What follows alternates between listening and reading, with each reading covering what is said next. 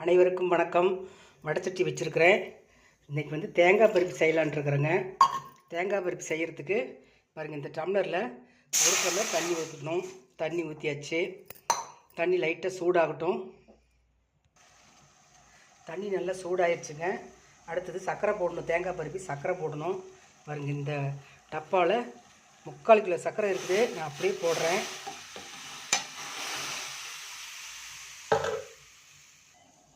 சர்க்கரை நல்லா கரையணுங்க. கரைஞ்ச உடனே இந்த ஏலக்காய் பொடி வந்து போட்டுடணும். இப்போயே போடலாம், தப்பு இல்லை. போட்டாச்சு. நான் அடுத்தது பொட்டுக்கல்லையை போடுவேன். பொட்டுக்கல்லை போட்டு 2 டம்ளர் தேங்காய் பூ திருவி வச்சுருக்கிறேன். அதை போட்டு கிளறி இறக்கி வச்சுருவோங்க. தேங்காய் பருப்பு ரெடி ஆயிரும். 1 டம்ளர் பொட்டுக்கல்லை போடுறேங்க.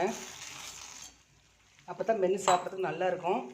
2 டம்ளர் தேங்காய் பூவை திருவி வச்சு தேங்காய் பூவை போடுறேன்.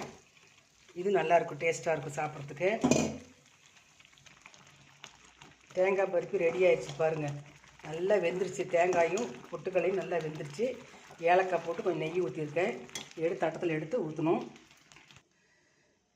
பிளேட்டில் எடுத்து எல்லாம் தேங்காய் பருப்பையும் ஊற்றியாச்சுங்க.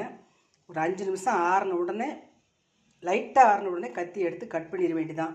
தேவையான அளவு சதுரமாக டைமண்ட் ஷேப்பில் கட் பண்ணி எடுத்து வச்சுருவேன்.